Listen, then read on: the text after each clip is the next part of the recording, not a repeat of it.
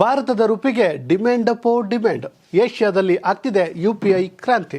ಸ್ನೇಹಿತರೆ, ನಿಮ್ಮೆಲ್ಲರಿಗೂ ಗೊತ್ತಿರುವಂತೆ ಇದೀಗ ನರೇಂದ್ರ ಮೋದಿಯವರು ಯುಎಇ ಭೇಟಿ ಮಾಡಿದ್ದಾರೆ.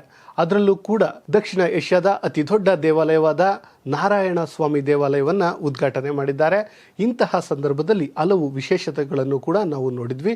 ಅದರಲ್ಲೂ ಕೂಡ ದಕ್ಷಿಣ ಭಾರತದ ಭಾಷೆಗಳನ್ನ ಮಾತನಾಡಿದ್ರು. ಅದರಲ್ಲೂ ಕೂಡ ಕನ್ನಡದಲ್ಲಿ ಮೋದಿಯವರು ಅಬುಧಾಬಿಯಲ್ಲಿ ಮಾತನಾಡಿದ್ದು ವಿಶೇಷವಾಗಿತ್ತು. ಇದಷ್ಟೇ ಅಲ್ಲದೆ ಇದರ ನಡುವೆ ಯುಎಇ ಮತ್ತು ಭಾರತದ ನಡುವಿನ ದ್ವಿಪಕ್ಷೀಯ ಒಪ್ಪಂದವೂ ಕೂಡ ಆಗಿದ್ದು ನಿಮ್ಮೆಲ್ಲರಿಗೂ ಗೊತ್ತಿರುವಂಥ ವಿಚಾರ. ಅದರಲ್ಲಿ ಕೂಡ ಅತ್ಯಂತ ವಿಶೇಷವಾದ ಒಂದು ಒಪ್ಪಂದವಾಯಿತು. ಅದುವೇ UPI ಅಳವಡಿಕೆ ಹಾಗೂ ರುಪಿ ಕಾರ್ಡ್ ಬಳಕೆ. ಸ್ನೇಹಿತರೆ, ಏನು UAE ಏನಿದೆ ಅಲ್ಲಿ ನಮ್ಮ ಭಾರತದ UPI ಮತ್ತು ರುಪೇ ಕಾರ್ಡ್ಗಳನ್ನು ಇನ್ನು ಮುಂದೆ ಬಳಸಬಹುದು ಎನ್ನುವಂಥದ್ದೇ ವಿಶೇಷ. ಸ್ನೇಹಿತರೆ, ನಿಮ್ಮೆಲ್ಲರಿಗೂ ಗೊತ್ತಿರುವಂತೆ ಭಾರತ ದಾಪುಗಾಲನ್ನು ಇಡ್ತಾ ಇದೆ. ಅದರಲ್ಲೂ ಕೂಡ ಆರ್ಥಿಕತೆಯಲ್ಲಿ ತನ್ನದೇ ಆದ ಹೆಜ್ಜೆಯನ್ನು ಇಡುವ ಮೂಲಕ ಇತಿಹಾಸವನ್ನು ರೂಪಿಸ್ತಾ ಇದೆ.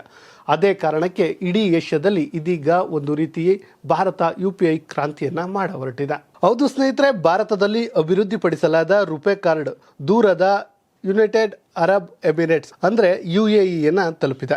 ಪ್ರಧಾನಿ ನರೇಂದ್ರ ಮೋದಿ ಮತ್ತು UAE ಅಧ್ಯಕ್ಷ Sheikh Mohammed bin Zayed Al Nahyan ಅವರು ಮಂಗಳವಾರ ಅಬುಧಾಬಿಯಲ್ಲಿ UPI ರುಪೇ ಕಾರ್ಡ್ಗೆ ಚಾಲನೆ ನೀಡಿದ್ದಾರೆ. ಇದರಿಂದ ಎರಡು ದೇಶದ ಜನರು ಗಡಿಯಾಚೆಗಿನ ವ್ಯವಹಾರವನ್ನ ಯಾವುದೇ ಅಡೆತಡೆ ಇಲ್ಲದೆ ನಡೆಸಬಹುದು. ಭಾರತದಲ್ಲಿ ಅಭಿವೃದ್ಧಿಪಡಿಸಲಾದ ರುಪೇ ಕಾರ್ಡ್ ದೂರದ ಯುನೈಟೆಡ್ ಅರಬ್ ಎಮಿರೇಟ್ಸ್ ಗೂ ತಲುಪಿದೆ.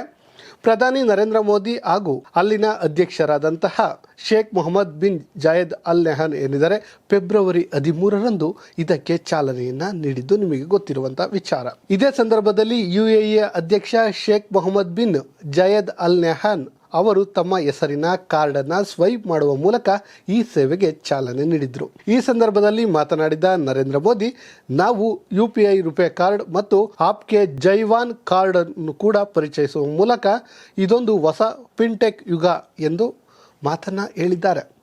ಇದೊಂದು ದೊಡ್ಡ ಸಾಧನೆ ಎಂದು ಕೂಡ ಪ್ರಶಂಸೆಯನ್ನು ವ್ಯಕ್ತಪಡಿಸಿದ್ದಾರೆ. ಇನ್ನು ಇದರಿಂದ ಭಾರತದ UPI ಪಾವತಿ ವ್ಯವಸ್ಥೆ ಮತ್ತು UAEನ AANI ವ್ಯವಸ್ಥೆಯು ಒಟ್ಟಿಗೆ ಸಂಪರ್ಕವನ್ನು ಸಾಧಿಸುವ ಅವಕಾಶ ಸೃಷ್ಟಿಯಾಗಿದೆ. ಇದರೊಂದಿಗೆ ಎರಡು ದೇಶದ ಜನರು ಗಡಿಯಾಚೆಗಿನ ವಹಿವಾಟನ್ನು ಯಾವುದೇ ಅಡೆತಡೆ ಇಲ್ಲದೆ ನಡೆಸಬಹುದಾಗಿದೆ. ಕಳೆದ ವರ್ಷ ಜುಲೈನಲ್ಲಿ ಮಾಡಿಕೊಂಡಿದ್ದಂತಹ ಇಂಟರ್ಲಿಂಕಿಂಗ್ ಪಾವತಿ ಮತ್ತು ಮೆಸೇಜಿಂಗ್ ಸಿಸ್ಟಮ್ಗಳ ಕುರಿತಾದ MOU ಇದರ ಪರಿಣಾಮವನ್ನು ಇದು ಬಿಂಬಿಸಿದೆ. ಇನ್ನು ಸ್ನೇಹಿತರೆ, ಇದಷ್ಟೇ ಅಲ್ಲದೆ ಇದೀಗ ಭಾರತದ ರೂಪಿ ಏಷ್ಯಾದಲ್ಲಿಯೇ ಒಂದು ರೀತಿ ಕ್ರಾಂತಿಯನ್ನು ಶುರು ಮಾಡಿದೆ. ಇದೇ ವೇಳೆ ಎರಡು ದೇಶಗಳ ಡೆಬಿಟ್ ಕಾರ್ಡ್ ಹಾಗೂ ಕ್ರೆಡಿಟ್ ಕಾರ್ಡ್ಗಳು ಪರಸ್ಪರ ಸಂಪರ್ಕಿಸಲು ಮತ್ತೊಂದು ಒಪ್ಪಂದಕ್ಕೂ ಕೂಡ ಭಾರತ ಮತ್ತು UAEಗಳು ಸಹಿ ಹಾಕಿದ್ವು.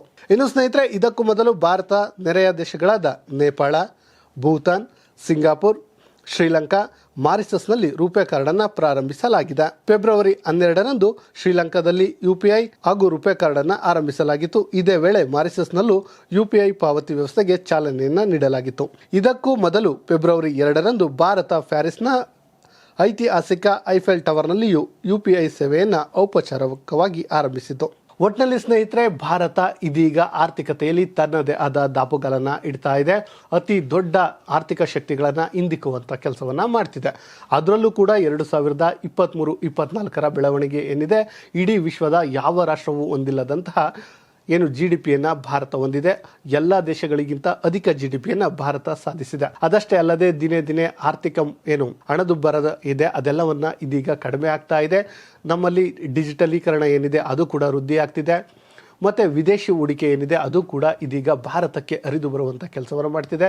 ಭಾರತದ ಷೇರು ಮಾರುಕಟ್ಟೆಯಲ್ಲಿ ವಿದೇಶಿಗರ ಹೂಡಿಕೆಯು ಹೆಚ್ಚಾಗ್ತಾ ಇದೆ. ಆ ಮೂಲಕ ಈಗಾಗಲೇ ಚೀನಾವನ್ನು ಷೇರು ಮಾರುಕಟ್ಟೆಯಲ್ಲಿ ಅಂದರೆ ಹಾಂಗ್ಕಾಂಗ್ ಷೇರು ಮಾರುಕಟ್ಟೆ ಏನಿತ್ತು ಅದನ್ನು ಹಿಂದಿಕ್ಕಿ ವಿಶ್ವದ ಟಾಪ್ 5 ಇದೀಗ ಭಾರತದ ಷೇರು ಮಾರುಕಟ್ಟೆ ಬಂದು ನಿಂತಿದೆ.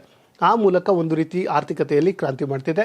ಇದರ ನಡುವೆ ಇದೀಗ ಭಾರತದ UPI ಏನಿದೆ ಬಹುತೇಕ ಏಷ್ಯಾ ರಾಷ್ಟ್ರಗಳಲ್ಲಿ ಬಳಸುವ ಮೂಲಕ ಡಾಲರ್ಗೆ ಒಂದು ರೀತಿಯ ಟಕ್ಕರನ್ನು ಕೊಟ್ಟಿದೆ ಅಂತ ಹೇಳಬಹುದು.